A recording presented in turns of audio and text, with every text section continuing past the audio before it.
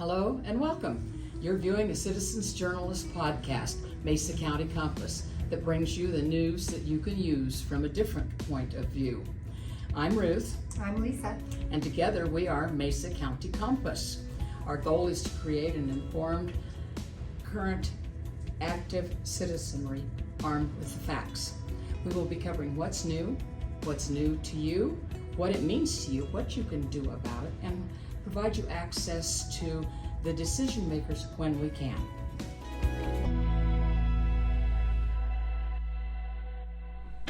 Good morning and welcome to Mesa County Compass.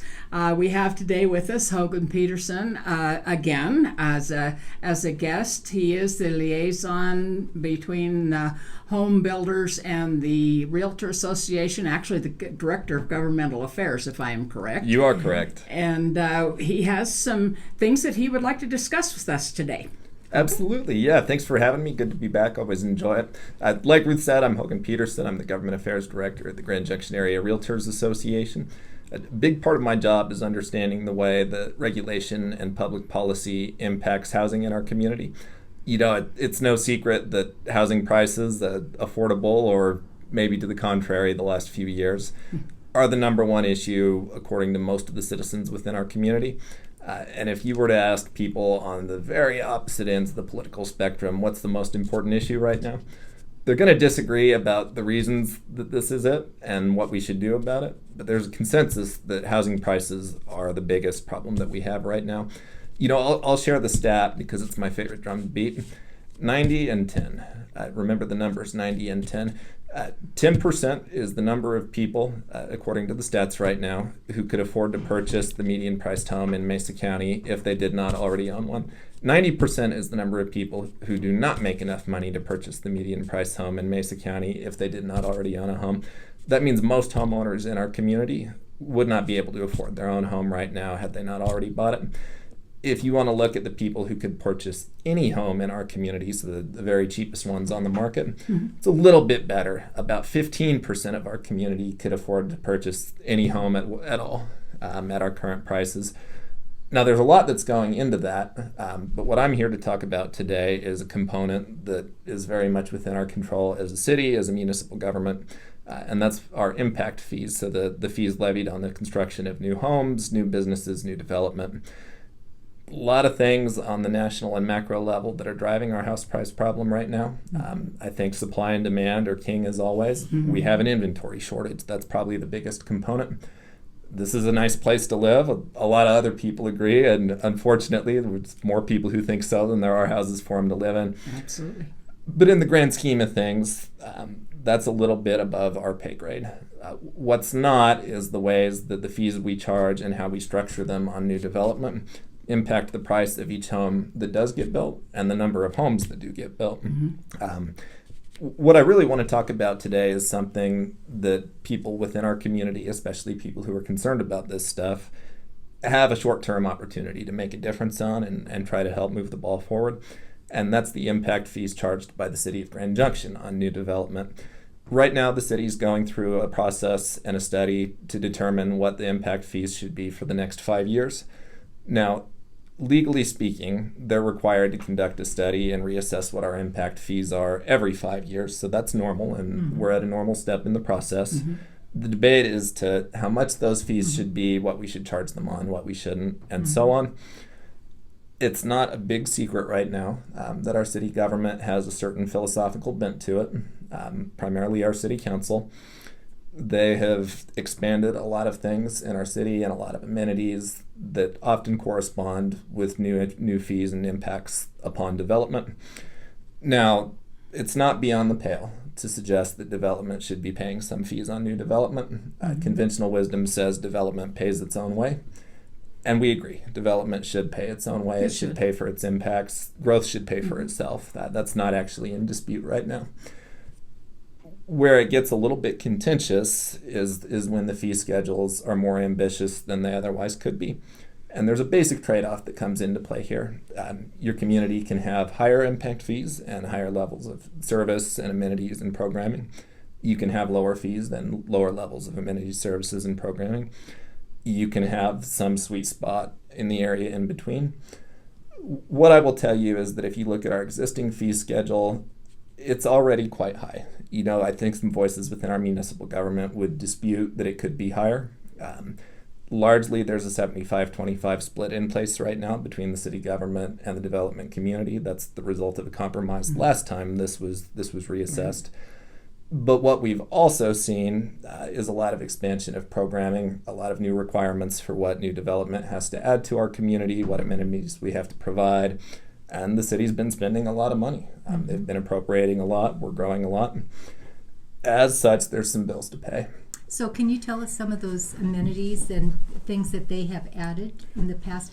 And what is the cost that the impact fees and maybe just what's required of a home builder that isn't an impact fee, but it's just a requirement that the city or state or county has set on home builders that makes housing so expensive? Because I heard a statistics that in California, 50% of the cost of building a home is the result of code regulations and the impact fees that they have. So what would it look like in Grand Junction, and do you have any idea of what it might have looked like 10 years ago? Yeah, well, here's the good news is we're not at 50% yet. Yay!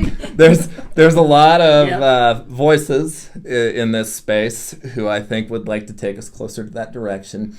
That said, it represents a substantial portion of the cost of a home. And what I really like to warn people, this does not apply to you only if you're building or buying a brand new home. It most obviously applies to that person, but it impacts the inventory of how many houses we have overall. So whether you're doing a new build or whether you're buying a house that's been here since 1953, impact fees are still going to affect you, as are the many code regulations.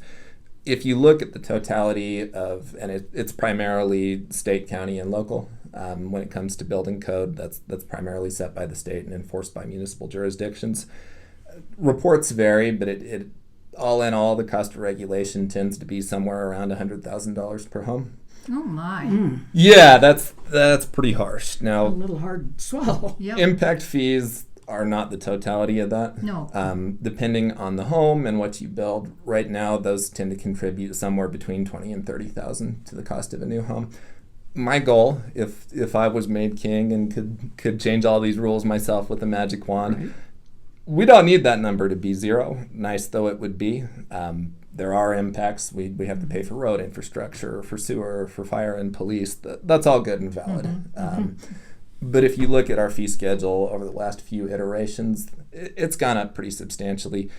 My concern, though, is not primarily the way that the current impact fees are impacting prices, although they are, and I'll tell you they're indexed to inflation per CDOT, so they've been going up all along, just at a fixed rate. My concern here is with all these new bills to pay, the city is strongly incentivized to set these fees as high as they possibly can. The survey that's underway right now hasn't actually projected numbers yet. They haven't proposed what those numbers should be. That's what they're studying, for lack of a better word. But what they're ultimately trying to determine in that consultant survey is what is the maximum fee that we can set in each category that would be legally defensible. So in other words, how much could we charge before it counted as an unconstitutional tax or fee? The city then are the policymakers. They're not obligated to set impact fees at whatever number the consultant comes back at. They have the discretion to leave them where they are, to raise them all the way, to raise them a little bit, and there are elected representatives. That's their decision to make. My job, and hopefully the thing you all can help me with and help our community understand, is to make our elected officials understand the trade-off between how you set those fees and what impact that's going to have on people's ability to afford a home here in our community. Exactly. So are the existing fees adequate to take care of the needs that you would have as an impact for a builder? I would argue that they are. Yeah, they're adequate to take care of our existing needs in a number of ways. Where I think the people on the opposite side of this issue, what they would draw attention to is a number of things, primarily infrastructure. We always have more road repair and road projects on the back burner than we have money for. That makes a lot of sense. I disagree that impetus falls upon new development Right. to If provide. it's an existing road. Exactly, yeah. If it's So- a new road, then that impact that you're creating for your development. So what development's responsible for here is the degree to which the new residents brought about by their growth are going to have an impact on existing roadway infrastructure, right? Okay. That is our share of the burden, and that makes a lot of sense. I would argue that our current fees are absolutely substantial to cover that. But what we've seen are a lot of new mandates upon what our road infrastructure has to have and has to contain. You know, with the Transportation Engineering Design Survey regulations that recently passed, we've prescribed a number of new things that have to happen in new road development. Now, those pertain to each new development. The roads have to be this wide, the sidewalks have to be that wide, and so on and so forth. But even accounting for that, there's a lot of incentives in place to raise fees. So how much of this is actually state required or city required? When you look at building code requirements, how energy efficient does your home have to be? How tall is it? What's your roof? How far apart does stuff have to be? And all that. Those are primarily state level requirements. And I got a bone to pick with those too, but it's not a conversation for today. Right. When we look at impact fees, those are almost entirely set by municipal government. That's within their discretion. They have the power to make better or worse decisions in that space. And I'll tell you all, we've been doing a survey with our lender affiliates, people who do mortgages and assess people and whatnot.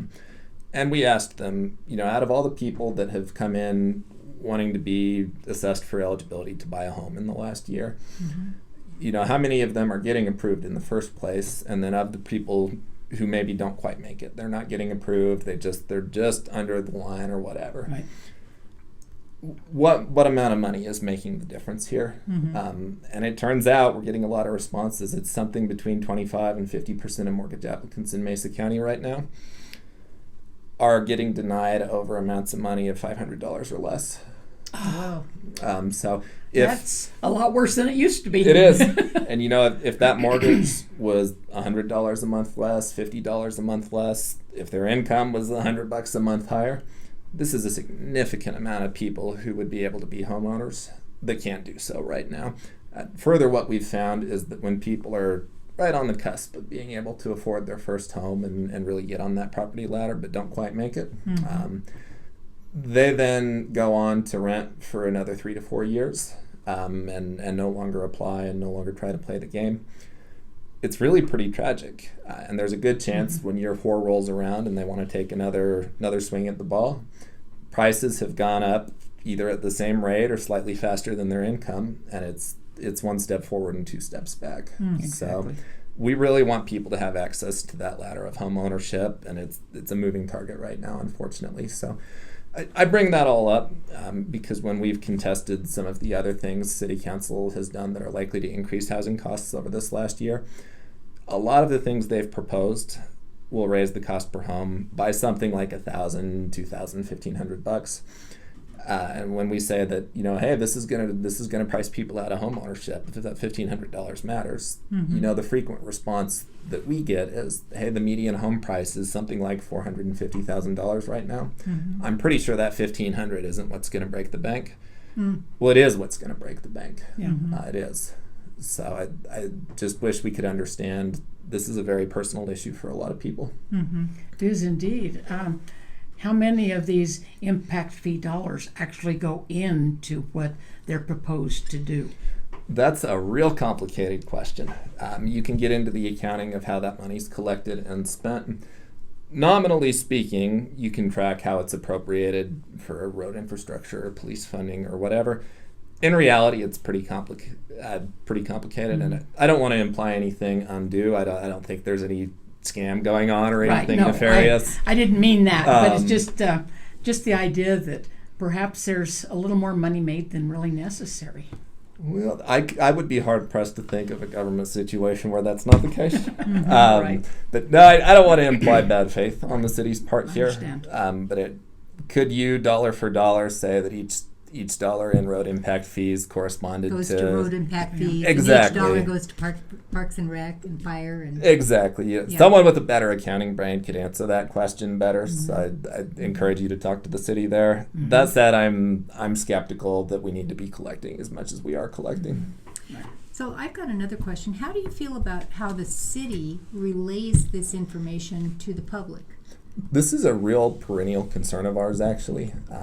Frankly, this would include policies that we agree with and might support. When you look at our public comment and input process, there's some concerns here. Now, there's some requirements that the city has to fulfill to have met their public comment obligation. There's some norms, so they're not requirements, but it's generally expected that you'll conduct this amount of public outreach and try to get a representative sample of the community's will and what have you. What I've seen a lot of the time is public comment that a lot of people would argue is tailored to a predetermined conclusion. So we've conducted, X number of public outreach events, and we just so happen to have conducted them all at the farmers market, where the people in attendance are statistically likely to sympathize politically one way more than another. We've conducted X number of events that are relatively low profile, and we've extrapolated from the people who did respond in those cases that we support thing X, Y, and Z. That when the rubber meets the road is probably not as representative of the will of our broader community as it probably could be. I think what we saw with the 4th and 5th Street changes, although that's not a housing issue, is really symbolic of that.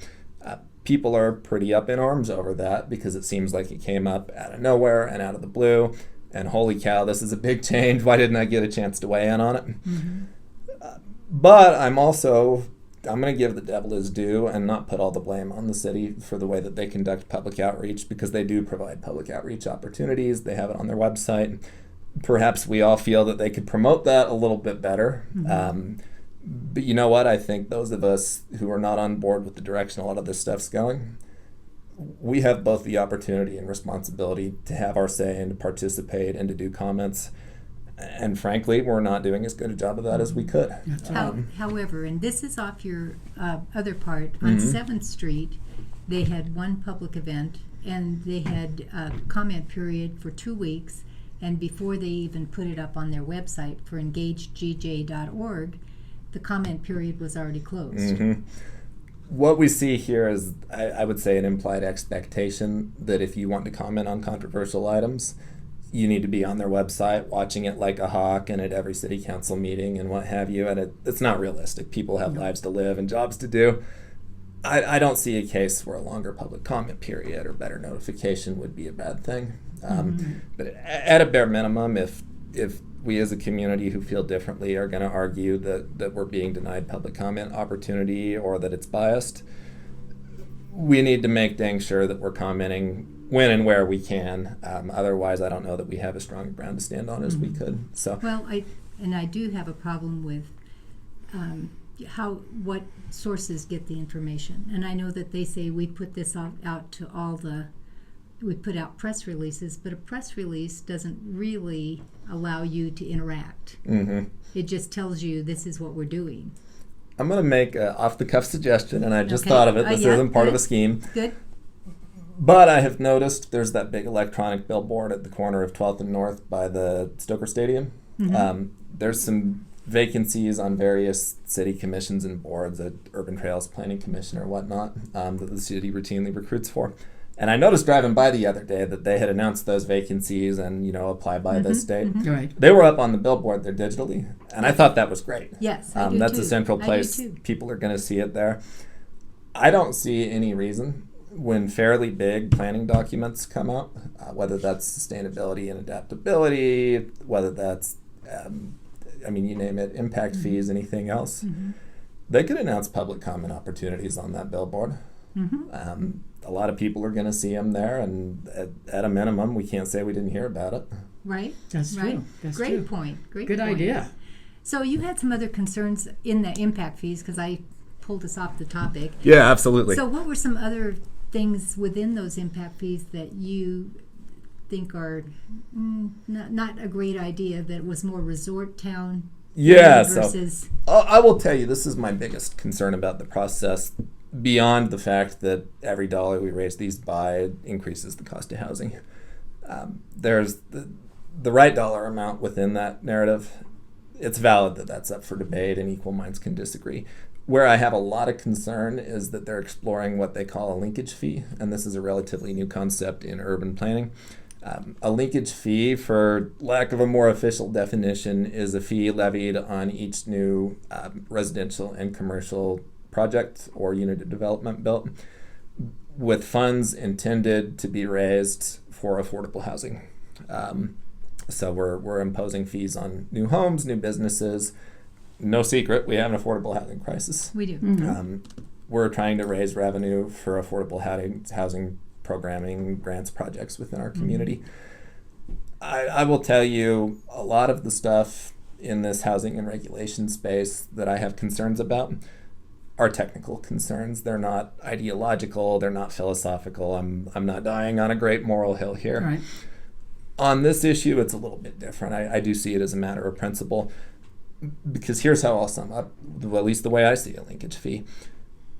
We have a lack of affordable housing in our community. Therefore, we are going to make housing less affordable in order to make housing more affordable. It's a good way to put it. In the resort communities, I'll make the devil's advocate case for a linkage fee so that we can understand some of the philosophy behind it. If you look at your Aspen or your Telluride, these are communities that I like to think of them like a piñata. They're very pretty and big on the outside, but they're hollow and there's nothing in them. That's not as big a dig at those communities as it might sound like, but a lot of the homes that get built there, people live in those 1, 2, 3 weeks a year. Right, exactly. Those big vacation homes generate additional needs for fire services, for police services, for a workforce that can provide service in the community. The idea being we're going to impose a fee on those types of homes in those types of communities to keep ourselves economically sustainable. I'll just tell you on principle, I don't agree with it there either, but there's a logic to it, right? We, however, would be among the first communities to institute a linkage fee that is not itself a resort community. I think we're robbing Peter to pay Paul if we make housing more expensive so that we can raise money for affordable housing. I'll add, frankly, and I think there's a time and place for this. I'm not against it on principle. But when a city government refers to affordable housing, they don't mean market rate affordable housing. Right. They mean government housing that you ultimately rent and can't use to build wealth or equity. A lot of those projects are good, and I hope the city housing department doesn't take that as a criticism, because if anything, we're a partner with them on a lot of those things. And roofs over heads matter when we don't have them. You can worry about ownership when everybody's housed. I get that. But my gosh, don't water the tree that you're going to hang yourself from. Fine analogy. Yes. And I'll tell you, they haven't made a determination as to whether or not they even will impose a linkage fee at this point. However, in their comment section, that was one of the things that they said, how would you like to see this money spent? Exactly. And affordable housing was definitely one of the priorities that they had listed there. Absolutely. And I'm not even opposed to funding affordable housing in the sense of city projects. I'm opposed to a mechanism to fund affordable housing that increases the need for affordable housing. Right, right. And like I said, I'll share for a lot of our new buyers, especially first-time home buyers, increasing the price of a home by $1,000, $1,500, $2,000. That's the difference between qualifying or not for a huge number of people. They go on to rent for many more years, and by the time their income's gone up again, so have housing prices. So I hate to put people on that kind of treadmill. Well, it's be damned if you do and be damned if you don't. It is. And Totally. to the city's credit, everybody on every side of this issue is facing a really complicated, multifaceted issue. I don't think there's anyone who's out to increase housing prices here. I think we're trying to take a crack at the same nut, but ultimately I'm concerned about property rights and home ownership. I see this as a violation of both. Well, and it seems like it's really a tax without calling it a tax. Let's talk to our state legislature about tax versus fee. That's the never-ending debate. I see it as a tax. From what I understand, this would likely be indexed to the price and size of each new home built or the number of employees that a business has, and the idea being we need workforce housing, for lack of a better word. I don't know that levying a fee on new business expansion is a great way to attract a workforce. I think it's a huge disincentive, and the city gives significant money to the Grand Junction Economic Partnership to attract and expand business every year. I do. This counter-incentivizes that, and I sure as heck won't speak for them because they may have a totally different take on this.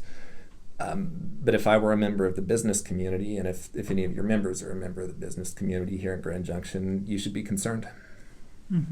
How long will it be before they make a decision? Do you have any idea? And how much more public input will Yeah, there be? there's a couple things there. They have a rough timeline right now.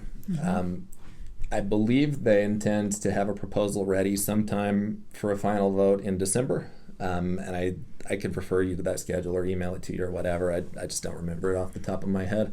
But the date that I think is more immediately important is going to be August 29th. That's the next public comment opportunity on both TIF fees and the linkage fee for the general public. That's going to be held in person, I believe, from 5 to 6:30 at the Fire Department Training Room on Ute. The more people who can attend, the merrier there. I think what we've seen with things like 4th and 5th is a fairly small but vocal contingent of folks who have one idea for what planning should look like in our community have been pretty engaged. And I won't fault them. We should all be engaged and advocate our perspectives. But I think those of us who share a philosophy of concern here maybe haven't been as much as we could. Please come out and attend and say, hey, we need to make an effort to balance the trade-off between fees for services and housing prices, and we don't need to raise these as much as we're technically allowed to. One thing I would add on that is that if you cannot attend in person, that's okay, I get it. And not all of us have the free time to hang out at city council meetings all the time. Somebody has a life. Not me, but someone does, I've heard. There's digital comment opportunities as well on engagegj.org. And actually the city put out, to their credit, a fairly good email release or whatever that gives the background on this issue and each of the comment opportunities. I'll forward that to you, and if you could share it with your listeners, it's pretty concise. Okay. We will definitely do that. I do know that there are a lot of people out there that can't take the time to attend all of these meetings or can't take the time to go to the city council meetings, but they can take the time to read and comment. And so, yes, we'll get the word out. Absolutely. And know that there's something out there for them to read and comment. Yeah. And that's also That's a the problem. prime thing, because most people go around with blinders on and don't see what's out there to be done. Most people are busy living their lives, I get it. But I'll also add it, Lisa had made a comment earlier that a lot of people who have opinions on these issues and want to know how they can help, when it comes time to comment, they're reluctant or nervous or whatever, and a lot of people end up not commenting. If you feel like there's some sort of legal jeopardy there, or like people are going to come after you, there's not. It's super routine. And if you put in a comment, even if it's really adversarial to what city council wants right now, look, these people are professionals. They're not going to take it personally. I saw Mayor Herman last night while people were commenting on 4th and 5th Street, and frankly had some pretty pointed words for him. Was very professional and friendly. It's a disagreement over policy, but you don't have anything to be afraid of by commenting. And a comment doesn't have to be substantial or a big deal. It can be a sentence or two. Hey, please keep in mind that I want my kids to be able to afford a home here when they grow up.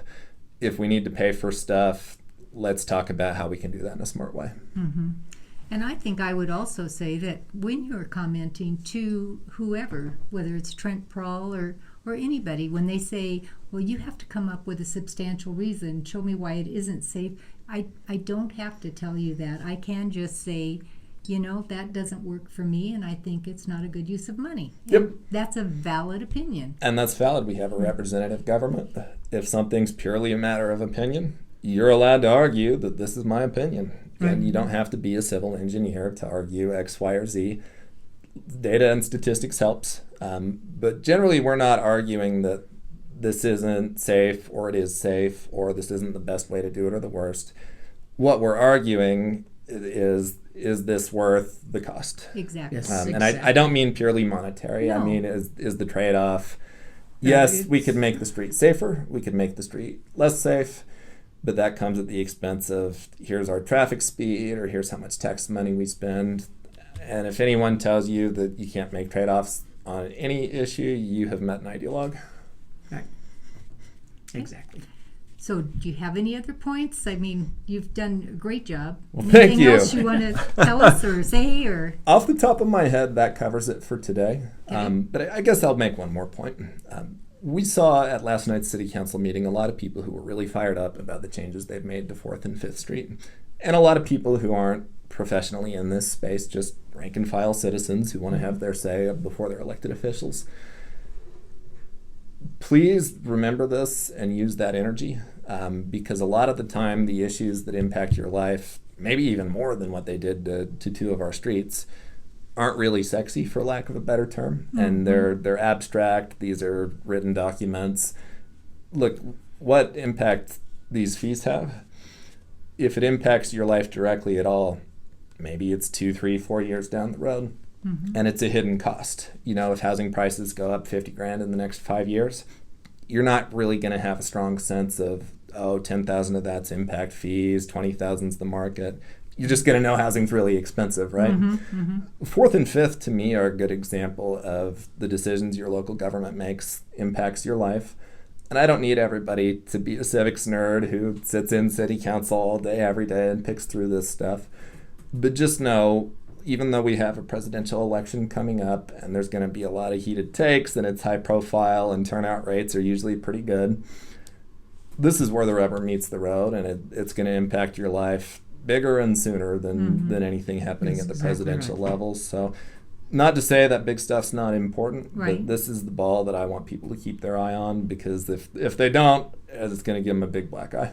If it all starts here, It does. and for lack of a better word, the grassroots level. right. I hate that saying because it's become such a sore thumb or bone of contention, but it does begin at home. It does. And I'll say one more thing to people here, because this goes both ways. It's really important that you pay attention to what's going on at the local level. But all hope's not lost, because it's also really easy to have an impact at the local level. And there's 2 ways you can do that. One, you can persuade your existing elected officials to take your perspective into account, and they might not. Right. Lately, more might not than might. But by definition, they represent the perspective of the majority of voters who elected them. If you don't like the way that they're taking things or the direction, we have a city council election coming up next spring. Right. You're more than encouraged. Please vote in that. If you feel like the city council doesn't have their priorities straight, encourage them to change their priorities. And heck, if they do a good job and maybe take stuff in a little better direction, heck, reward them, vote them back in. But if they don't, there's going to be alternatives on the ballot. And a city council election turnout is very, very small. People ask, does my one vote make a difference? And sorry, Colorado, our electoral votes are probably going to Kamala Harris this year.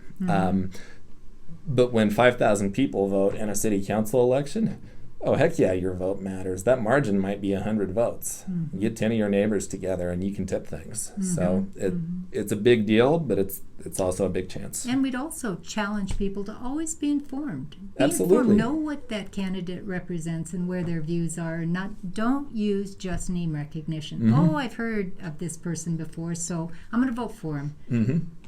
Don't do Or the more first than a one yard that's on the sign. ballot. Yep. Or the first one that has a Drives yard me sign. crazy. And you know Or what? they look friendly. Get to know your elected officials. This is one cool thing about being involved locally. Whether it's the city council you love most or the member who doesn't vote your way on a dang thing they vote on, these people's emails are public. If you email them, they will respond to you. If you ask to have coffee with them, they're probably going to say yes. Several of our council members that I often disagree with do a great job responding to people when they reach out. They might well tell them to pound sand, but they'll take your phone call, and I'd encourage you to do so. Ultimately, a lot of what they base their decisions on is just who they're hearing from, and if they don't know better, we can't blame them for not doing better. Yep. And they're people just like us. Right. Well, and we they could are. encourage them to reach out to us a little bit and have more frequent more Absolutely. early policy meetings and say, hey, we're thinking about changing 4th and 5th. What do you think? Mm-hmm. And we don't know what it'll look like yet, but watch for this here. Yeah. And there are a lot of people out there that have some really good ideas that don't belong to city planning. Mm-hmm. I heard 3 or 4 ideas for what to do about bike infrastructure last night from random people. I hadn't thought of those ideas, and a lot of them, if I was a bike person, I would have thought it was a good idea. Yeah. So, no, Great. professionals don't have a monopoly on ideas. No. But No. share them.